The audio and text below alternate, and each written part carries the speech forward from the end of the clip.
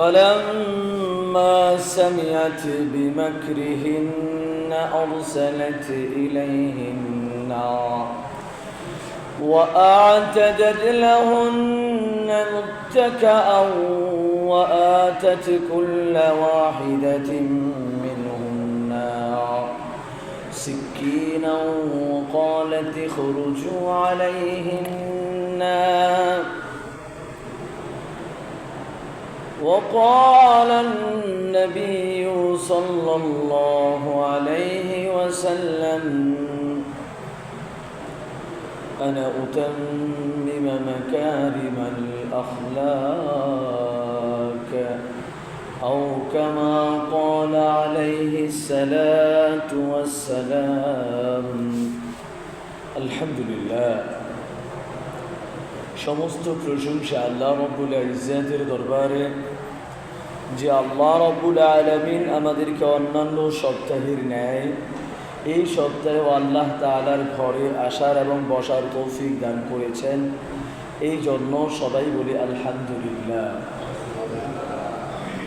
সমস্ত দুরূদ সাইয়্যিদুল মুরসালিন রাহমাতুল লিল আলামিন আখির আমদারি তাজিদারি মদিনা আহমদ মুস্তাফা মোহাম্মদ মুস্তাফা হুজুরে পাক সাল্লাল্লাহু আলাইহি ওয়াসাল্লাম যেই মহামানবের অক্লান্ত পরিশ্রম এবং তার মেধাশ্রম ও তার আত্মত্যাগের মাধ্যমে আমরা এত সুষ্ঠু সুন্দর ও আদর্শ সমাজ উপহার পেয়েছি।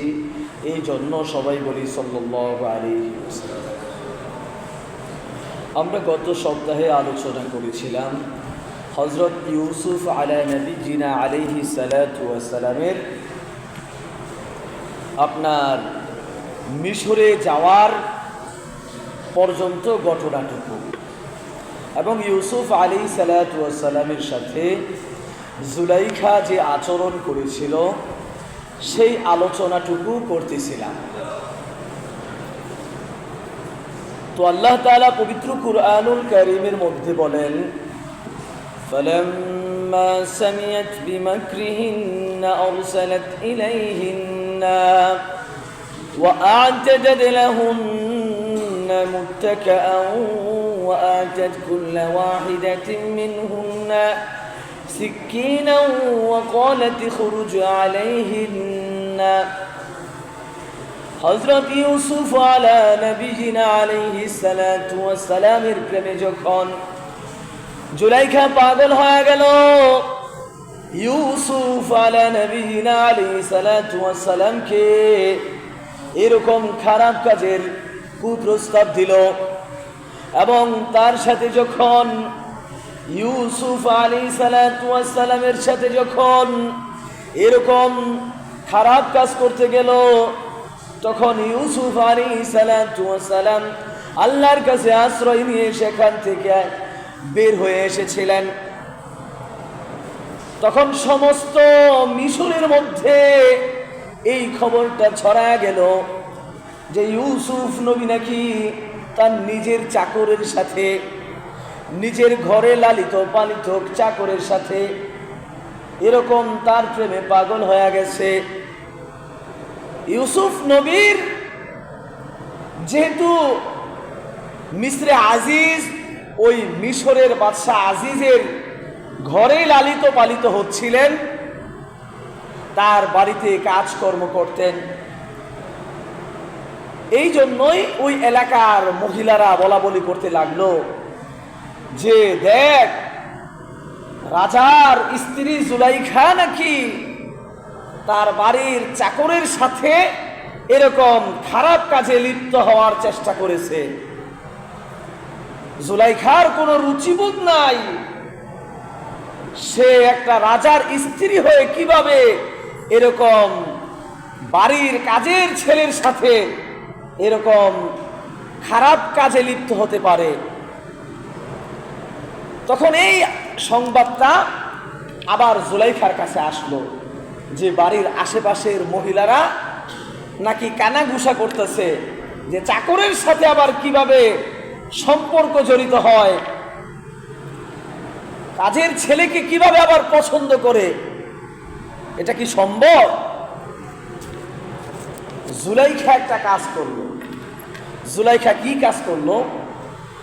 জুলাইখা ওই যে সমস্ত মহিলারা জুলাইখাকে নিয়ে এরকম বাজে মন্তব্য করতেছিল, যে কাজের ছেলেকে আবার কিভাবে পছন্দ করে, কাজের ছেলের প্রেমে আবার কিভাবে পাগল হতে পারে, একটা রানী কিভাবে পাগল হতে পারে, তখন জুলাইখা ওই সমস্ত মহিলাদেরকে তার বাড়িতে দাওয়াত দিলেন। দাওয়াত দিয়ে তাদেরকে শুধু কার প্রেমে পাগল হয়েছে জুলাইখা, কার প্রেমে আশেক হয়েছে, কার চেহারায় মুগ্ধ হয়েছে, সেটা দেখানোর জন্য ওই মহিলাদেরকে তার বাড়িতে দাওয়াত দিলেন। فَلَمَّا سَمِعَتْ بِمَكْرِهِنَّ أَرْسَلَتْ إِلَيْهِنَّ জুলাইখা যখন তাদের এরকম আজে বাজে মন্তব্যগুলো শুনলো, তখন তাদের কাছে খবর পাঠাইলো, দাওয়াতনামা পাঠাইলো। وَأَعْتَدَتْ لَهُنَّ مُتَّكَأً এবং তাদের জন্য চেয়ারগুলো সারি সারি করে সোফাগুলো বিছায়া রাখলেন।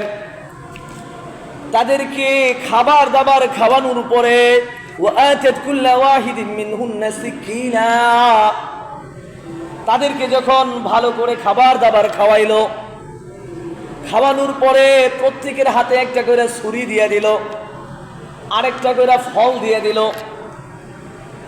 মানে খাবার খাওয়ার পরে এই ফলগুলো খাওয়ার জন্য তাদের হাতে একটা ছুরি দিল, আরেকটা ফল দিয়ে দিল, যে আমি যখন তোমাদেরকে খেতে বলবো, আমি যখন তোমাদেরকে এই ছুরি দিয়া ফলটা কেটে খেতে বলবো, তখন তোমরা ওই ফলটা কেটে খাওয়া শুরু করবা।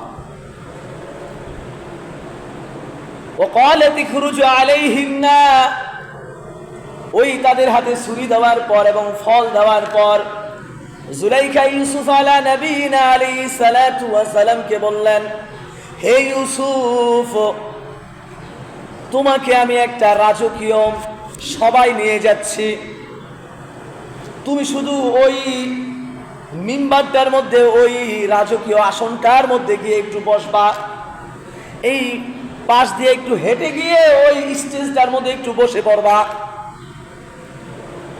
হযরত ইউসুফ আলা নবীনা আলাইহিস সালাতু ওয়াস সালাম যখন এরকম সুন্দর করে সেজে গুজে ওই স্টেজটার মধ্যে যেতে শুরু করলেন, গিয়ে যখন ওই রাজকীয় আসনটির মধ্যে একটু বসলেন, সঙ্গে সঙ্গে মহিলাদেরকে নির্দেশ দিলেন, ফালাম যে তোমরা একটা কাজ করো, তোমরা এখন তোমাদের ছুরি দিয়া ফলটা কাটা শুরু করো।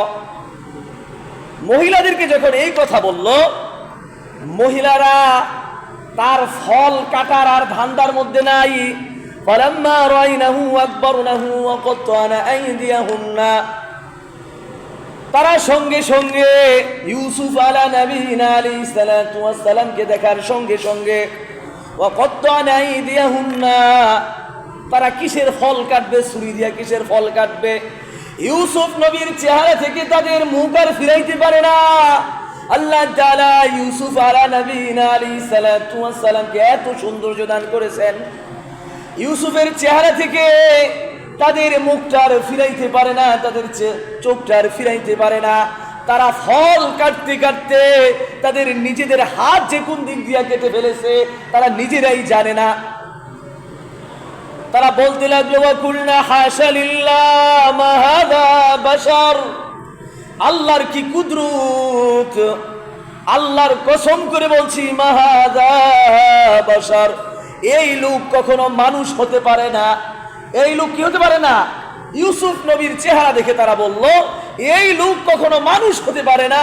ইন হাযা ইল্লা মালাকুন কারীম, এই লোক নিশ্চয়ই একটা ফেরেশতা হবে, আল্লাহর ফেরেশতা ছাড়া আর কিছুই হতে পারে না। সুবহানাল্লাহ। आशिकू का क्या मजा है, माशिकू से पूछियो, शाहे गुल में क्या मजा है, बुलबुली से पूछियो। हजरत यूसुफ আলা নবীনা আলাইহিস সালাতু ওয়াস সালামের চেহারা দেখে ওই মহিলাগুলো নিজের হাত কেটে ফেলেছিল। আর আমার নবী এত সুন্দর ছিল, আমার নবীকে আল্লাহ এত উত্তম আদর্শ হিসেবে পৃথিবীতে দান করেছিলেন যে আমার নবীর সন্তুষ্টির জন্য, আমার নবীকে খুশি করার জন্য, আমার নবীর প্রেমে পাগল হয়ে আবু তালহা রাদিয়াল্লাহু তাআলা আনহু নিজের কলিজার মধ্যে 70টার বেশি তীরের আঘাত সহ্য করেছে। সুবহানাল্লাহ। রাসূলুল্লাহ সাল্লাল্লাহু আলাইহি ওয়াসাল্লাম যখন কাফিরদের আক্রমণে চারদিক থেকে ঘেরাও পড়ে গেলেন, রাসূলুল্লাহ সাল্লাল্লাহু আলাইহি ওয়াসাল্লাম একটা গর্তের মধ্যে লাফ দিয়া পড়ে গেলেন। গর্তের মধ্যে যখন লাফ দিয়া পড়ে গেলেন, তিনি কিছুটা আহত অবস্থায় হযরত আবু তালহা রাদিয়াল্লাহু তাআলা আনহু একবার রাসূলের ডান দিকে যায়, একবার রাসূলের বাম দিকে যায়। রাসূলুল্লাহ সাল্লাল্লাহু আলাইহি ওয়াসাল্লাম এই আহত অবস্থায় তার মাথাটা একটু উঠাক, তার মাথাটা একটু উঁচু করে সাহাবীদের খোঁজ খবর নেওয়ার জন্য আবু তালহার সাথে মাঝে মধ্যে কথা বলে। আবু তালহা রাদিয়াল্লাহু তাআলা আনহু বলে, ইয়া রাসূলুল্লাহ, ইয়া হাবিবাল্লাহ, আপনি আপনার মাথা উঠায়েন না, আপনি আপনার শরীরকে এই কূপ থেকে উঠায়েন না, শত্রুরা আপনাকে চারদিক থেকে তীর নিক্ষেপ করছে। ইয়া রাসূলুল্লাহ, আপনার মাথার উঠায়েন না, আপনাকে রক্ষা করার জন্য আমি আবু তালহা একাই যথেষ্ট। সুবহানাল্লাহ। আবু তালহা একবার ডান দিকে যায়, একবার বাম দিকে যায়। শত্রুরা ডান দিক থেকে তীর নিক্ষেপ করছে, আবার বাম দিক থেকে তীর নিক্ষেপ করছে, একবার সামনে যায়, একবার পিছনে যায়। আবু তালহা রাদিয়াল্লাহু তাআলা আনহু নিজের শরীর দিয়া সেই তীরগুলো প্রতিহত করতেছে। যুদ্ধ যখন শেষ হয়ে গেল, যুদ্ধ শেষে আবু তালহার শরীর থেকে 70টারও বেশি তীর খুঁজে খুঁড়ে বের করলেন। সুবহানাল্লাহ। তো আমার রাসূলুল্লাহ সাল্লাল্লাহু আলাইহি ওয়াসাল্লাম তার প্রেমে পাগল হয়ে সাহাবীরা জীবন পর্যন্ত দিয়ে দিয়েছে। আর ইউসুফ আলা নবিয়িনা আলাইহি সালাতু ওয়াস সালামের প্রেমে মুগ্ধ হয়ে ওই মহিলারা, মিশরের মহিলারা, তারা হাত কেটেছিল। আর আমার নবীর সৌন্দর্য দেখে, আমার নবীর উত্তম আখলাক দেখে তারা নিজের জীবন বিলিয়ে দিয়েছে। সুবহানাল্লাহ। তো এরকম মহিলারা যখন এই কথা বলতে লাগলেন, মহিলারা বলল, এখন নিজেরা বুঝতে পারলো, হায় রে, এই জুলাইখা তো সাধারণ মানুষের প্রেমে মুগ্ধ হয় নাই। ক্বালাত ফাযালিকুল্লাযী লুমতুনানি ফি। জুলাইখা সঙ্গে সঙ্গে বলল, এই মহিলারা তোমরাই তো আমাকে গালমন্দ করছিলা, আমি নাকি একটা কাজের ছেলের প্রেমে মুগ্ধ হয়ে গেছি, এই কাজের ছেলেকে কুপ্রস্তাব দিয়েছি, এখন তো দেখতে পাইলা এই ইউসুফ কোনো সাধারণ মানুষ না, এই ইউসুফকে দেখে আমি মুগ্ধ হয়ে গেছি। তোমরা তো এটার জন্যই আমাকে তোমরা তিরস্কার করেছিলে। ওয়ালাকাদ রাওয়াতুহু আন নাফসিহি ফাস্তা'সাম। আমি ইউসুফকে কুপ্ররোচনা দিয়েছিলাম, ইউসুফ নিজেকে রক্ষা করেছে। ওয়ালা ইল্লাম ইয়াফআল মা আমরুহু লায়াসজুনান্না ওয়া লায়াকুনান মিনাস সাগিরিন। এরপরে ইউসুফ এবং ওই সমস্ত মহিলারা সহ, ওই জুলাইখা এবং ওই সমস্ত মহিলারা সহ ইউসুফকে কুপ্ররোচনা দেওয়া শুরু করলো যে, ইউসুফ, তুমি জুলাইখার প্রস্তাব মেনে নাও, নয়তো তোমাকে জেলখানায় বন্দী করা হবে। ইউসুফ আলাইহিস সালাতু ওয়াস সালাম বললেন, ক্বালা রাব্বিস সিজনু আহাব্বু ইলাইয়া মিম্মা ইয়াদউনানি ইলাইহি। হে আমার পরওয়ারদিগার, আমার কাছে দুইটা রাস্তা খোলা আছে। একটা রাস্তা হলো জেলখানায় বন্দী হয়ে যাওয়া, আরেকটা রাস্তা হলো তাদের কুপ্রস্তাবে রাজি হয়ে যাওয়া। ইউসুফ আলাইহিস সালাতু ওয়াস সালাম বললেন, আল্লাহ, আমি জেলখানাকে পছন্দ করে নিলাম। আল্লাহু আকবার। ইউসুফ আলাইহিস সালাতু ওয়াস সালাম বললেন, আমি তাদের খারাপ কাজে রাজি হতে পারি না, তাদের কুপ্রস্তাবে রাজি হতে পারি না, এর চাইতে ভালো আমি জেলখানায় নিজেকে কারাবন্দী করে নিব। ইউসুফ আলাইহিস সালাতু ওয়াস সালাম নিজেকে জেলখানায় বন্দী করে রাখলেন। এভাবে ইউসুফ আলাইহিস সালাতু ওয়াস সালাম অনেক দিন, প্রায় 12 বছরের মতো জেলখানায় বন্দী হয়ে থাকলেন। ওই জেলখানার অবস্থায়ও ইউসুফ আলাইহিস সালাতু ওয়াস সালাম দাওয়াতের কাজ জারি করে রাখলেন। জেলখানায় বসে তিনি মানুষকে দাওয়াত দেন। কয় একটা প্রবাদ বাক্য আছে, কয় ডেকে যদি জান্নাতে যায় সেখানে গিয়ে নাকি সে দান বাড়ে। বুঝতে পারছেন কিনা? কয় ডেকে যদি জান্নাতেও যায় সেখানে গিয়া সে আপনার দান বাড়বে, দান কুড়াবে। তো ইউসুফ আলাইহিস সালাতু ওয়াস সালাম যেহেতু আল্লাহর পক্ষ থেকে তিনি নবী, আল্লাহ তাআলা ইউসুফ নবীকে সেভাবেই দুনিয়ার মধ্যে প্রেরণ করেছে, তার আখলাক চরিত্র সেভাবেই প্রস্তুত করে দিয়েছে।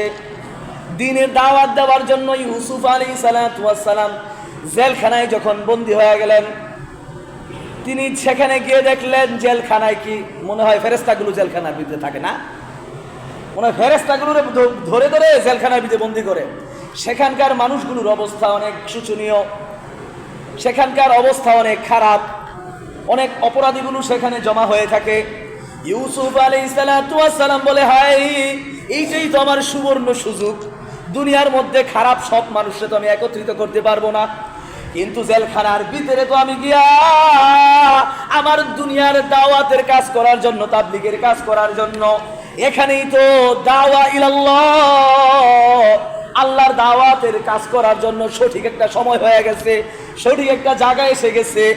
ইউসুফ আলাইহিস সালাতু ওয়াস সালাম জেলখানার ভিতরে একত্ববাদের দাওয়াত দিতে লাগলেন, মানুষকে তাবলীগের দাওয়াত দিতে লাগলেন, মানুষকে আল্লাহর প্রতি আহ্বান করতে লাগলেন। ইউসুফ আলাইহিস সালাতু ওয়াস সালামের সোহবতে থেকে ওই কয়েদিগুলো, ওই অপরাধীগুলো দিনে দিনে আল্লাহর প্রতি ফিরে আসতে লাগলেন। আমাদের জেলখানাগুলোর অবস্থা এমন শোচনীয়, কেউ যদি সেখানে চোর হয়ে ঢুকে তাহলে সে সেখান থেকে ডাকাত হয়ে, সন্ত্রাসী হয়ে বের হয়। কেননা আমরা রাষ্ট্রীয়ভাবে সব কিছুই গ্রহণ করি, আমরা রাষ্ট্রীয়ভাবে অনেক কিছুর বাজেট পেশ করি, মানুষকে সংশোধনের জন্য, মানুষকে ভালো কাজ করার জন্য রাষ্ট্রীয়ভাবে আপনার অনেক মন্ত্রণালয় আছে, যেন মানুষ কি হয়, ভালো পথে আসে, দুর্নীতি না করে, চুরি চামারি না করে। রাষ্ট্রীয়ভাবে এগুলো মানুষকে বোঝানোর জন্য অনেক সংস্থা আছে, কিন্তু কোন জায়গায় গিয়ে তাদেরকে কিভাবে বুঝাতে হবে সেই সঠিক পন্থা আজও পর্যন্ত আমাদের দেশের মধ্যে প্রয়োগ করতে পারে নাই। আপনি দেখবেন যে সারা জীবন স্বরাষ্ট্র মন্ত্রণালয় থেকে শুধু বলবে যে সরকারিভাবে ঘোষণা দিবে যে আপনার মদ খাওয়া যাবে না, মদ খাওয়া অবৈধ, এরকম ধূমপান করা অবৈধ, নিষিদ্ধ কাজ। কিন্তু কখনো কি দেখেছেন এই দেশের মধ্যে রাষ্ট্রীয়ভাবে ঘোষণা করেছে যে আজ থেকে কোনো দোকানে মদ, বিড়ি, সিগারেট, গাঞ্জা এগুলো থাকলে তাকে ফাঁসিতে ঝুলানো হবে, তাকে জেলখানায় বন্দী করা হবে? এরকম কোনো আইন কখনো পাস হয় না। এদিক দিয়ে মদ খাওয়া অবৈধ ঘোষণা করে, আর দেখবেন যাদের টাকা পয়সা আছে তাদেরকে আবার মদ খাওয়ার লাইসেন্স দেয় সরকার, মদ খাওয়ার লাইসেন্স দেয়। তাহলে আপনি কখনোই এই দেশ থেকে দুর্নীতি, রাহাজানি, অন্যায় এরকম কাজগুলোকে যদি আপনার দূর করতে হয় তাহলে রাষ্ট্রীয়ভাবেই যেখানে হাত দিলে এগুলোকে দূর করা সম্ভব সেভাবে কাজ করতে হবে, তাহলে এই অন্যায় অবিচারগুলো দূর হয়ে যাবে। এই জন্য জেলখানার ভিতরে আমাদের সরকারের উচিত এরকম কিছু দায়ীগুলো, যারা আল্লাহর পথে মানুষকে দাওয়াত দিবে, যারা এরকম মানুষকে মোটিভেশনাল কথা শোনাবে, এগুলো তাদের ভিতরে তালিমের ব্যবস্থা করা, তরবিয়তের ব্যবস্থা করা, যাতে করে অপরাধীগুলো তারা সঠিক পথে ফিরে আসে। যেন তার অন্যায়টা সে নিজে বুঝতে পারে এবং পরবর্তী সময় সে আপনার বাহিরে এসেও যেন সে একটা সুস্থ মানুষ হিসেবে বসবাস করতে পারে, এরকম ব্যবস্থা করা। হযরত ইউসুফ আলাইহিস সালাম যখন জেলখানায় পৌঁছে গেলেন, তিনি সেখানে মানুষকে আল্লাহর দিকে দাওয়াত দিতে লাগলেন। তো ইউসুফ আলাইহিস সালামের এরকম সুনাম সমস্ত এলাকার মধ্যে ছড়ায় গেল। ওই সময়ে দুইটা কয়েদি জেলখানার ভিতরে প্রবেশ করলো। এই দুইটা কয়েদি, তাদের অপরাধ ছিল কি, তারা একজন ছিল সে রাজার খাবার বানাতো, সে আপনার রাজার খাবারের মধ্যে বিষ মিশ্রণ করার তার ব্যাপারে অভিযোগ এসেছে। আরেকজন রাজার এরকম শরাব বানাতো, শরবত বানাতো। তো এই দুইজন যেহেতু খাবার প্রস্তুত করত, এই দুইজনের ব্যাপারেই আপনার রাজাকে এরকম বিষাক্ত জিনিস খাওয়ানোর অভিযোগ আসলো। এই জন্য দুইজনকেই বন্দি করে সেখানে নিয়ে গেল। তো আপনার যখন দুইজনকেই জেলখানায় বন্দি করে নিয়ে গেল, একজন স্বপ্নে দেখলো।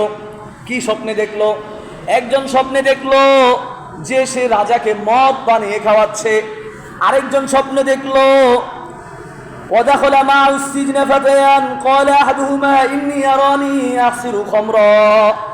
একজন বলল যে আমি স্বপ্নে দেখেছি আমি রাজার শরাব আবার চিপে দিচ্ছি। আরেকজন স্বপ্নে দেখলো তার মাথার মধ্যে কাক রুটি খাচ্ছে, তার মাথা থেকে সে রুটি বহন করে নিয়ে যাচ্ছে, আর তার মাথা থেকে রুটি নিয়ে কাকরা খাচ্ছে, মানে কাকগুলো তার মাথা থেকে রুটি নিয়ে খাচ্ছে। এই স্বপ্ন যখন দেখলো, তারা ইউসুফ আলাইহিস সালামের কাছে গেল, যে জেলখানার ভিতরে একজন বুজুর্গ ব্যক্তি আছে, তার কাছে গিয়ে জিজ্ঞাসা করি স্বপ্নের ব্যাখ্যাটা। তো ইউসুফ আলাইহিস সালামের কাছে যখন এই খবর নিয়ে গেল, এই স্বপ্নের ব্যাখ্যা জানতে চাইল, ইউসুফ আলাইহিস সালাম তাদেরকে বলল, হে আমার সাথীবর্গ, তোমাদেরকে আমি যালিকুমা মিম্মা আল্লামানি রাব্বি। ইউসুফ আলাইহিস সালাম বললেন, আমি তোমাদেরকে এই স্বপ্নের ব্যাখ্যা বলে দিব। তোমাদের কাছে যখন দুপুরের খাবার আসবে, ওই খাবার আসার আগেই আমি তোমাদেরকে স্বপ্নের ব্যাখ্যা বলে দিব। তবে তোমরা যেহেতু আমার কাছে আসছো, তোমাদেরকে আমি একটু নসিহত করি। ইউসুফ আলাইহিস সালাম ওই যে হত্যায় অভিযুক্ত দুইজন আসলো, ওই দুইজনকে ইউসুফ আলাইহিস সালাম নসিহত করতে লাগলেন। ইয়া সাহিবাইস সিজনি আরবাবুম মুতাফাররিকুনা খায়রুন আমিল্লাহুল ওয়াহিদুল কাহ্হার। ইউসুফ আলাইহিস সালাম বললেন, হে আমার কারা সঙ্গী, হে আমার কারা সঙ্গীরা, আমার জেলখানার সহপাঠী, তোমাদেরকে আমি একটা কথা বলছি, বলো তো, আরবাবুম মুতাফাররিকুন, অনেকগুলো প্রভু উত্তম, যে একজন এক এক কথা বলে। একজন বলে সূর্যের পূজা, আরেকজন হলো বৃষ্টির প্রভু, আরেকজন হলো বাতাসের প্রভু, আরেকজন হলো এলেমের প্রভু। এরকম হিন্দুদের মতো আপনি দেখবেন তাদের এক একটা এক এক প্রভুর কাছে চায়। কোনো যদি বিবাহ শাদীর দরকার পড়ে, তারা শিবলিঙ্গের কাছে চায়। যদি তাদের কোনো এলেমের দরকার পড়ে, জ্ঞানের দরকার পড়ে, তারা সরস্বতীর মূর্তির কাছে চায়, সরস্বতী মূর্তির কাছে চায়। এরকম ভাবে যদি তাদের বিপদ আপদ থেকে রক্ষা পেতে চায়, তাহলে তারা কালীর কাছে তারা আশ্রয় প্রার্থনা করে। এরকম তাদের এক একটা প্রভুর এক একটা কাজ, বুঝতে পারছেন কিনা? তো ওই সময়ও মিশরের মধ্যে এক একজন প্রভুর কাছে এক একটা জিনিসের জন্য চাইতো। তো ইউসুফ আলাইহিস সালাম বললেন, বলো এই এরকম বিভিন্ন প্রভু উত্তম, নাকি খায়রুন আমিল্লাহুল ওয়াহিদুল কাহ্হার, নাকি শক্তিশালী ক্ষমতাদার একজন আল্লাহই উত্তম? সুবহানাল্লাহ। ইউসুফ আলাইহিস সালাম ওই যে তার কাছে একটু উপকার চাইতে আসছে, আপনার স্বপ্নের ব্যাখ্যা চাইতে আসছে। এই কয়েদিদের কাছে ইউসুফ আলাইহিস সালাম আল্লাহ তাআলার একত্ববাদের দাওয়াত পৌঁছে দিলেন। সুবহানাল্লাহ। মা তা'বুদুনা মিন দুনিহি ইল্লা আসমান সামাইতুমুহা আনতুম ওয়া আবাউকুম আনজালাল্লাহু বিহা মিন সুলতান। তোমরা তো আল্লাহ ছাড়া এমন এমন প্রভুগুলোর ইবাদত করো, এক একজনের নাম এক এক রকমের রেখেছো। তোমাদের বাপ দাদারাও তার ইবাদত করতো। তোমাদের বাপ দাদারা উমুকের নাম উমুক খোদা রেখেছে, উমুকের নাম উমুক খোদা রেখেছে। ইউসুফ আলাইহিস সালাতু ওয়াস সালাম বললেন ইনিল হুকমু ইল্লা লিল্লাহ। এই দুনিয়ার মধ্যে যদি কারো হুকুম বাস্তবায়ন করতে চাও, কারো হুকুম পালন করতে চাও, এই পৃথিবীর মধ্যে যদি কোনো রাজত্ব প্রতিষ্ঠা করতে চাও, ইনিল হুকমু ইল্লা লিল্লাহ, আল্লাহর হুকুম এই পৃথিবীতে বাস্তবায়ন হবে। সুবহানাল্লাহ। ইউসুফ আলাইহিস সালাতু ওয়াস সালাম তাদেরকে এমন একটা দাওয়াত দিয়ে দিলেন, আমার আল্লাহ তা'বুদু ইল্লা ইয়া, আল্লাহ তাআলা তোমাদেরকে নির্দেশ দিয়েছে একমাত্র তারই ইবাদত করো। যালিকাদ দীনুল কাইয়িম, এটাই হচ্ছে সত্য দিন, ইসলাম হচ্ছে সত্য দিন। এই সত্য দিনের দাওয়াত ইউসুফ আলাইহিস সালাতু ওয়াস সালাম তাদেরকে দিয়ে দিলেন। ইউসুফ আলাইহিস সালাতু ওয়াস সালাম দিয়ে দেওয়ার পর ইউসুফ আলাইহিস সালাতু ওয়াস সালাম তাদের স্বপ্নের ব্যাখ্যা দিয়ে দিলেন। ইয়া সাহিবাই সিজনি আম্মা আহাদুকুমা ফায়াসকি রাব্বাহু খামরা, এই তোমরা যেই স্বপ্নে দেখেছিলে, যে ব্যক্তি স্বপ্ন দেখেছিলে যে তুমি রাজার শরবত বানাচ্ছ, তুমি অতি শীঘ্রই মুক্তি পেয়ে যাবে এবং আবার ওই কাজেই তোমাকে বহাল তবিয়তে রাখা হবে। তোমাকে রাজা তোমাকে গবেষণা করে, তোমাকে তদন্ত করে দেখবে যে তুমি আসলে নিরাপদ, তুমি নিরপরাধ। তখন আসলেই গবেষণা করে তদন্ত করে দেখেছে যে ব্যক্তি ওই যে খাবার বানাতো সে খাবারের মধ্যে বিষ দিয়েছে, যে ব্যক্তি শরবত বানাতো সে বিষ দেয় নাই। বুঝতে পারছেন কিনা?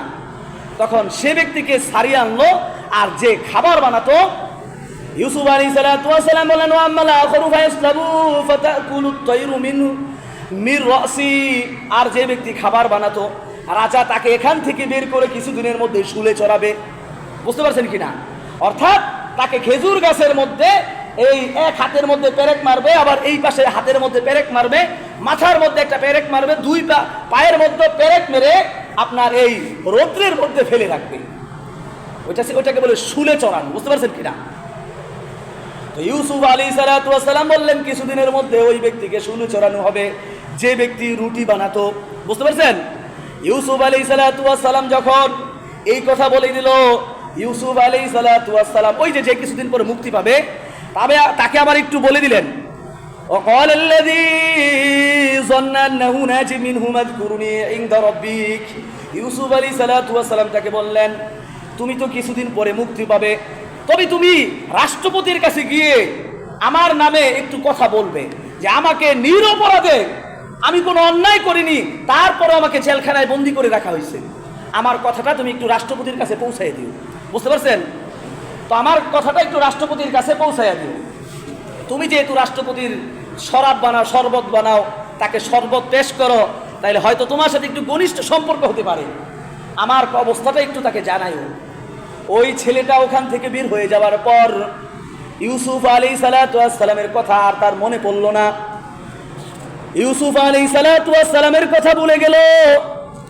এরপরে ইউসুফ আলাইহিস সালাতু ওয়াস সালাম 7 বছর পর্যন্ত এই জেলখানায় বন্দী হয়ে আছে। কিছুদিন পরে ওই রাজা আবার স্বপ্ন দেখলো, রাষ্ট্রপতি স্বপ্ন দেখলো। কি স্বপ্ন?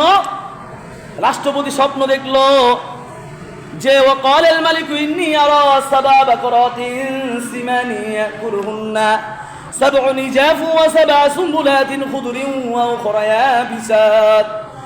ওই রাষ্ট্রপতি স্বপ্ন দেখলো যে মোটা তাজা গরুকে, 7টা মোটা তাজা গরুকে 7টা চিকুন গরু খেয়ে ফেলতেছে। বুঝতে পারছেন কিনা? 7টা মোটা তাজা গরুকে 7টা চিকুন দুর্বল গরু খেয়ে ফেলতেছে।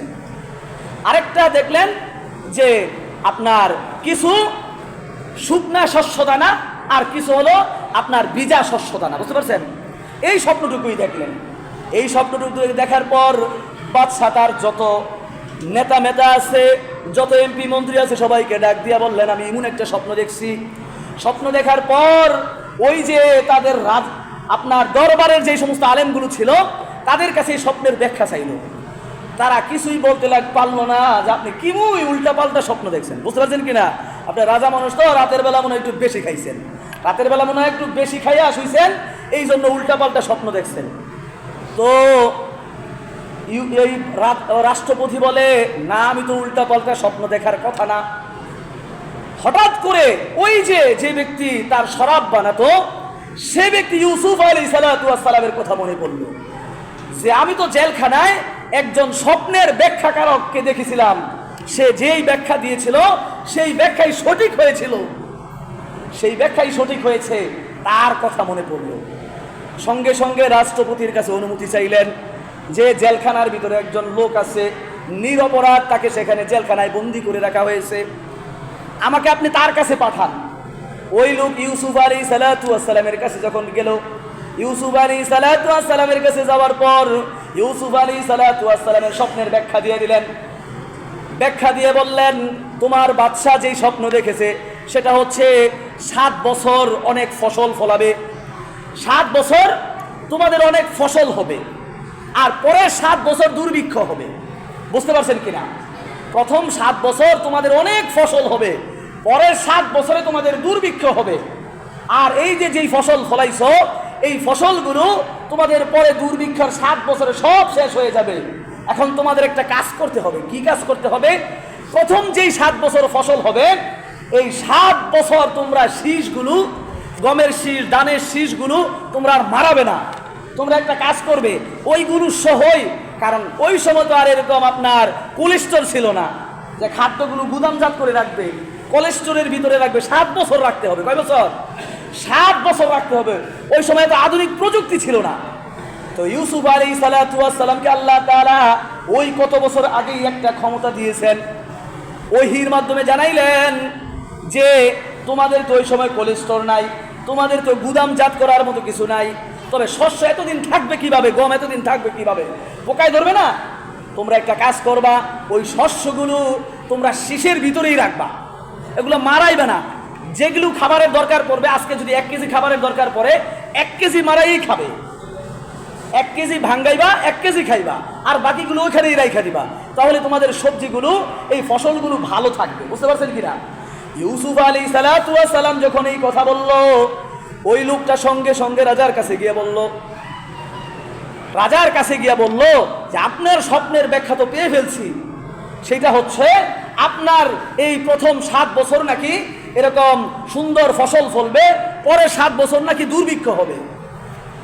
আর আপনি যেটা দেখেছেন ওই যে আপনার একটা হলো মরা শীষ, আর একটা দেখেছেন কি তাজা শীষ। এটা হচ্ছে যে আপনার ওই যে ফসলগুলো এরকম শীষের ভিতরে রেখে দিতে হবে। ইউসুফ আলাইহিস সালাতু ওয়াস সালামের এমন কথা শুনে রাষ্ট্রপতি সঙ্গে সঙ্গে রাষ্ট্রীয় ফরমান জারি করে দিলেন যে মিসরে আজিজের জেলখানার ভিতরে, উমুক রাষ্ট্রের উমুক মহল্লার ভিতরে, উমুক প্রদেশের ভিতরে একজন নিরপরাধী ব্যক্তিকে জেলখানায় বন্দী করে রাখা হয়েছে। সে শুধু সত্যের কথা বলার কারণে, সে শুধু অন্যায়কে প্রশ্রয় না দেওয়ার কারণে তাকে জেলখানায় বন্দী করে রাখা হয়েছে। ইউসুফ আলাইহিস সালাতু ওয়াস সালামের কাছে রাষ্ট্রীয় ফরমান জারি হয়ে গেল। তার কাছে জেলখানার যে ছিল, জেলার ছিল, তার কাছে নোটিশ পাঠানো হলো যে তাকে মুক্ত করে দাও। ইউসুফ আলাইহিস সালাতু ওয়াস সালাম বললেন, আমি তো এখান থেকে এখন বের হব না। আমি কি হব না? আমি এখান থেকে বের হতে চাই না। আমাকে এখানে অপবাদ দিয়ে এখানে রাখা হয়েছে, আমাকে এখানে মিথ্যা অপবাদ দিয়ে, জিনার অপবাদ দিয়ে আমাকে এখানে বন্দী করা হয়েছে। সমস্ত মিশরের মানুষ জানে আমি এখন ধর্ষক, আমি এখন অপরাধী। ইউসুফ আলাইহিস সালাতু ওয়াস সালাম যেহেতু ভবিষ্যতে নবী হবে, জানেন কিনা?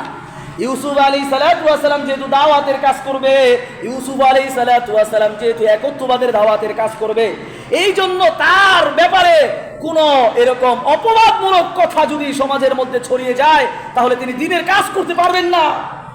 এই জন্য দেখবেন অনেক সময় বিভিন্ন সরকার প্রধান, বিভিন্ন এমপি মন্ত্রীরা আমাদের আলেম সমাজকে কলঙ্কিত করার জন্য বিভিন্ন অজুহাত দিয়ে উমুক আলেমকে গ্রেফতার করে, উমুক আলেমকে উমুক অজুহাত দিয়ে, মিথ্যা অপবাদ দিয়ে গ্রেফতার করেছে। তাহলে ভালো মানুষকে, তার সম্মানকে নিচু করার জন্য সবচাইতে বড় হাতিয়ার হচ্ছে তার ব্যাপারে কোনো কলঙ্কের দাগ লাগিয়ে দেওয়া, ঠিক কিনা? ইউসুফ আলাইহিস সালাতু ওয়াস সালাম বললেন, আপনি আগে যান, ওই মহিলাদেরকে জিজ্ঞাসা করেন। وقال ارجع إلى ربك فاسأله ما بال النسوة التي قطعن أيديهن إن ربي بكيدهن عليم। আপনি ওই যে মহিলার হাত কেটেছিল, ইউসুফের প্রেমে পাগল হয়ে ইউসুফের চেহারা দেখে যারা হাত কেটেছিল, যে সমস্ত মহিলারা সেদিন সাক্ষী ছিল আমি কোনো অন্যায় করিনি, বরং তারাই আমাকে ফুসলাইছিল আমি যেন পাপের কাজ করি। আপনি ওই সমস্ত মহিলাদেরকে তদন্ত করে বের করেন আমি অপরাধী ছিলাম নাকি আমাকে মিথ্যা অপবাদ দিয়ে জেলখানায় বন্দী করা হয়েছে। রাষ্ট্রীয়ভাবে আপনার তদন্ত করা হলো। রাষ্ট্রীয়ভাবে যখন তদন্ত করা হলো, ওই মিসরা আজিজের কাছে আপনার ফরমান গেল যে তোমার স্ত্রী এবং এই সমস্ত মহিলারা এই ইউসুফকে অন্যায়ভাবে ফুসলাইছিল, তাকে মিথ্যা অপবাদ দিয়েছিল, তার সাথে অন্যায় কাজের প্রস্তাব দিয়েছিল। ইউসুফ করেছিল নাকি তারা করেছিল? এদিক দিয়া জুলাইখা নিজের অন্যায় বুঝতে পারলেন। তারাই ছিল অপরাধী, ইউসুফকে তারা ফুসলাইছিল। কুলনা হাশা লিল্লাহি মা আলিমনা আলাইহি মিন সু ক্বালাত ইমরাতুল আজিজ আলআন হাসহাসাল হক, আমার কাছে এখন সত্য পৌঁছায় গেছে। এদিক দিয়া জুলাইখার কাছে, জুলাইখাকে আল্লাহ তাআলা কবুল করে নিয়েছে। জুলাইখা সমস্ত পাপের কাজ থেকে বের হয়ে এখন ভালো হয়ে গেছে, তওবা করে এখন জুলাইখা ভালো হয়ে গেছে। জুলাইখা নিজেই অপরাধ স্বীকার করলেন, আনা রাওয়াতুহু আন নাফসি ওয়া ইন্নাহু লামিনাস সাদিকিন। জুলাইখা নিজে স্বীকার করলো, সেদিন আমি ইউসুফকে ফুসলাইছিলাম, আমি ইউসুফকে প্রস্তাব দিয়েছিলাম। ইউসুফ আলাইহিস সালাতু ওয়াস সালাম একেবারে নিরপরাধ ছিল, আমি আমার অন্যায় স্বীকার করে নিয়েছি। ইউসুফ সত্যবাদী ছিলেন। আল্লাহ তাআলা এভাবে হযরত ইউসুফ আলাইহিস সালাতু ওয়াস সালামকে জেলখানা থেকে, যার ব্যাপারে তাকে অপবাদ দিয়ে, এরকম মিথ্যা অপবাদ তুহমত দিয়ে তাকে জেলখানায় বন্দী করেছিলেন, এখন রাষ্ট্রপ্রধান, রাষ্ট্রপতি তাকে সরকারিভাবে ঘোষণা দিয়ে তাকে নিরপরাধ প্রমাণিত করে এখন রাষ্ট্রীয়ভাবে তাকে মন্ত্রী বানানোর প্রস্তাব দিয়ে দিলেন। সুবহানাল্লাহ। এভাবে ইউসুফ আলাইহিস সালাতু ওয়াস সালাম, হযরত এরকম ইউসুফ আলাইহিস সালাতু ওয়াস সালাম ওই মিশরের বাদশাহ, রাষ্ট্রপতির এখন সহকারী এজেন্ট হিসেবে প্রস্তাব করা হয়। আল্লাহ তাআলা যদি তৌফিক দান করে, আমরা আগামী সপ্তাহেও ইউসুফ আলাইহিস সালাতু ওয়াস সালামের এরকম ঘটনামূলক আলোচনা আমরা করতে থাকবো। আল্লাহ তাআলা আমাদের তৌফিক দান করুক। আমিন ওয়া আখির দাওয়ানা।